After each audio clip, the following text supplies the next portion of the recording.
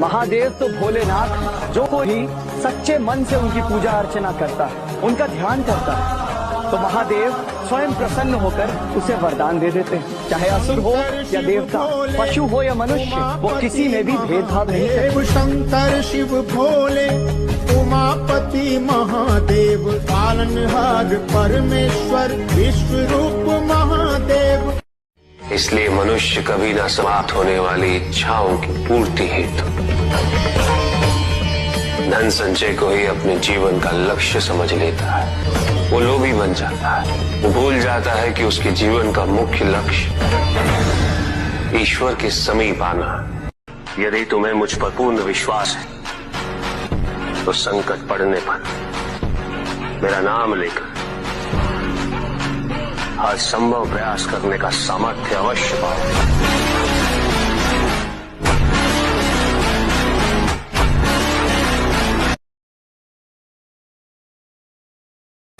परिस्थितियां कैसी भी विकट हो पुत्र, अहंकार के अंधकार का आवरण चाहे कितना भी घना, आध्यात्म योग और शुभता का एक लघु दीपक भी सदैव उस पर विजयी होता रहेगा। दुख, पीड़ा और मोह ये सब अलग नहीं, एक समान। तुम्हारा मोह ही तुम्हारा दुख और तुम्हारे मोह का त्याग तुम्हें पूर्ण रूप से सुखी कर सकता है। सबसे महत्वपूर्ण होता है कर्म, इसलिए आप सबको केवल अपने अपने कर्मों पर ध्यान केंद्रित करना चाहिए। जब आप इस मूल ज्ञान को समझेंगे तभी आपको अपनी समस्या का समाधान प्राप्त होगा। मैं तो वैरागी, न सम्मान का मोह, न अपमान का भय, न शत्रु, न मित्र, न कोई अपना, न पराया, न इस संसार से कुछ लेना, न कुछ देना। पर जब कभी धर्म के नाम पे किए जाने वाला आडंबर पक्षपात का आधार बनेगा, मैं उसका विनाश अवश्य करूंगा। अपना गोत्र बताएं महादेव। महर्षि गर्ग। महादेव का अस्तित्व तो सनातन है और सनातन से उत्पत्ति केवल ओम की हुई है। अतः ओम ही महादेव के पूर्वज हैं। ओम ही महादेव का गोत्र है। महादेव का गोत्र और कुल ओम की ध्वनि से स्फुरित नाद है। शिवमय नाद और नादमय शिव एक दूसरे के पूर्ण नाम है। अपूर्ण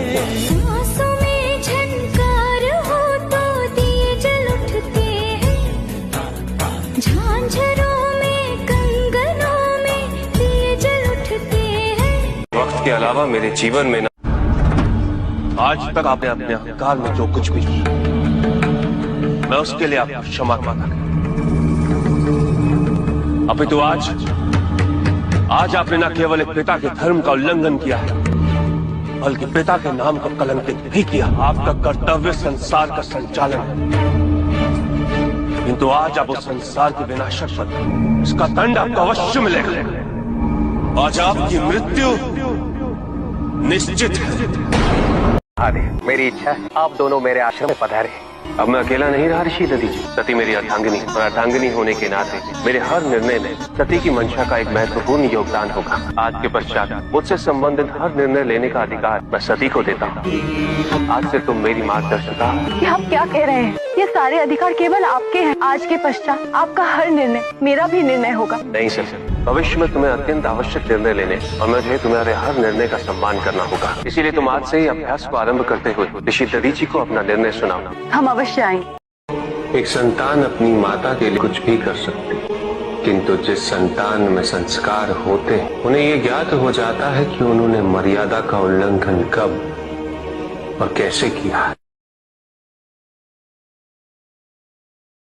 कभी भी ये समझने की भूल न करना पुत्र कि तुम सर्वज्ञ हो। कभी भी अपनी योग्यता पर अभिमान न करना। कि सच्ची भक्ति वही है जो जीवन की परिस्थितियों से प्रभावित नहीं होती, जो अपने माता पिता की निस्वार्थ सेवा करे, जो सच्चे मन से उनकी श्रद्धा रखता है, उसे किसी तीर्थ, किसी पुण्य या किसी दान की आवश्यकता नहीं होती। मुझे सदैव मनुष्यों की चिंता रहती है, मैं उनकी सहायता भी करता हूं, परंतु मैं कदापि मनुष्य नहीं बन सकता। मनुष्य और मेरे बीच शमशान की एक सीमा है। जब तक व्यक्ति की शंकाएं दूर नहीं होती, तब तक उसका समर्पण भी पूर्ण नहीं होता। प्रत्येक व्यक्ति भिन्न है, गंतव्य भले ही एक हो, सबकी यात्रा अलग है। वैरागी कभी मन के वश में नहीं होता। वैरागी जिसे त्याग चुका हो, उसके लिए मोह कैसे? इसलिए तुम्हें उचित समय पर मार्गदर्शन तो अवश्य प्राप्त होगा, किंतु तुमने अपने जीवन को सार्थक बनाने हेतु कुछ भी नहीं किया। मैं अपने भक्तों से भी यही अपेक्षा करता हूं कि वो भेदभाव ना करें, क्योंकि ये सब मिट्टी से ही उपजा है और एक दिन सब कुछ मिट्टी में ही मिल जाएगा। सभी को अपने अतीत का परित्याग कर वर्तमान को स्वीकार करना होगा, भले ही वो वर्तमान कितना ही संकटपूर्ण क्यों ना। मैं अपने भक्तों से भी यही अपेक्षा करता हूं कि वो भेदभाव ना करें, क्योंकि ये सब मिट्टी से ही उपजा है और एक दिन सब कुछ मिट्टी में ही मिल जाएगा। धन आवश्यक है ऋषियों, क्योंकि धन मूल आवश्यकताओं को पूरा करने में सहायक होता है। किंतु जब कोई व्यक्ति इच्छाओं को आवश्यकता समझने लगे,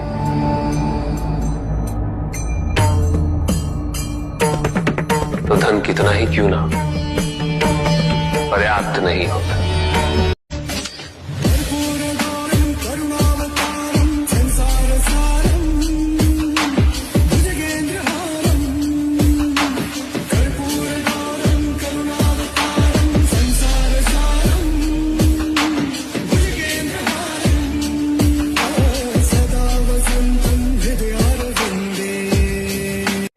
जब कभी भी समस्त लोकों का स्थिरता व संतुलन उत्पन्न होगा, दत्तात्रेय उसे संतुलित व स्थिर बनाने के लिए सदैव प्रस्तुत रहेंगे। मंदिर जाने की आवश्यकता ही क्या है? महादेव की आराधना के लिए किसी स्थान की अनिवार्यता नहीं है। वो तो कभी भी, कहीं भी, किसी भी समय की जा सकती है।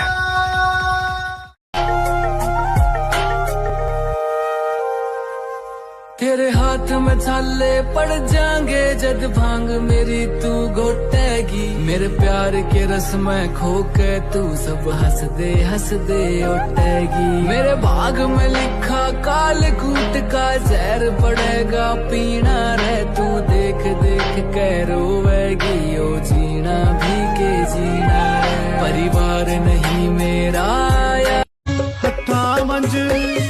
हथा मंज हथ रखी ओ सजना उमरा रवा धन माया। हथा मंज हथ रखी ओ सजना तो महादेव मोलिया रे। सुन राजा की राज दुलारी तने तो महादेव मोलिया रे। जिया चंदे सो की चंदनी